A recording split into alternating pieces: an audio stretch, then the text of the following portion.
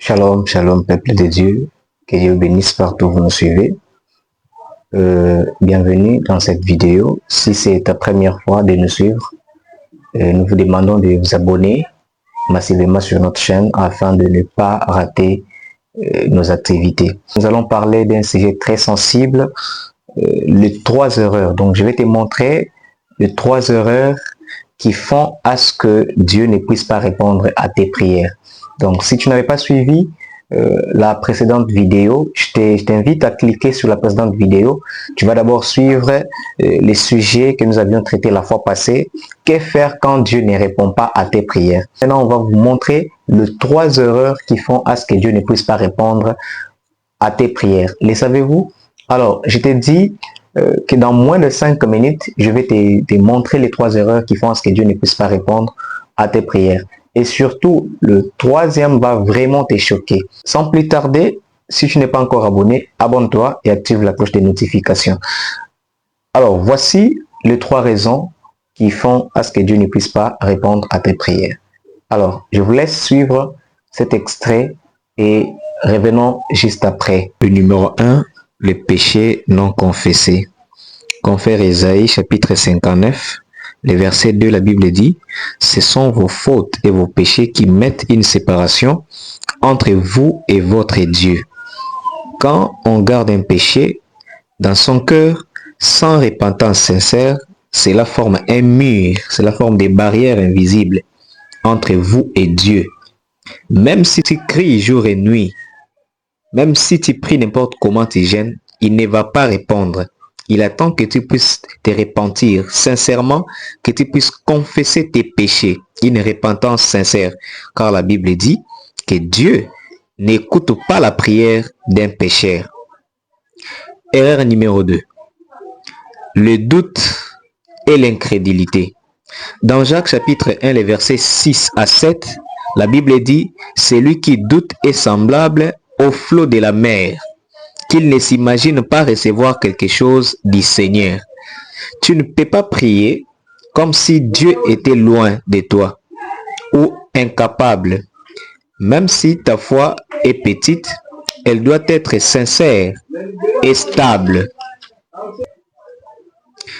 Jacques dit que celui qui s'approche de Dieu doit d'abord croire que Dieu existe et qu'il est le rémunérateur de ceux qui le cherchent. C'est quoi les doutes? Quand on regarde les dictionnaires par définition, on dit c'est l'incertitude sur l'existence ou la vérité d'une chose. L'incertitude. L'incrédulité alors, c'est le manque de foi. Et dans Marc 11, les versets 22 à 24, si on lit la Bible dit, Jésus prit la parole et leur dit, ayez foi en Dieu. Je vous dis en vérité, si quelqu'un dit à cette montagne, ôte-toi de là et jette-toi dans la mer, et s'il ne doute point en son cœur, mais croit que ce qu'il dit arrive, il les verra s'accomplir. C'est pourquoi je vous dis, tout ce que vous demanderez en priant, croyez que vous l'avez reçu et vous le verrez s'accomplir. Vous comprenez? Il dit, tout ce que vous demanderez en priant, croyez que vous l'avez reçu. Donc, même si tu ne vois pas cela, tu crois déjà que tu as reçu ce que tu as demandé. C'est ça. Et tu marches sur base de cela. Jésus est clair. Il est clair. Crois quand tu pries. Ne te pose pas la question comment ça va arriver. Non, ça risque d'affaiblir ta foi.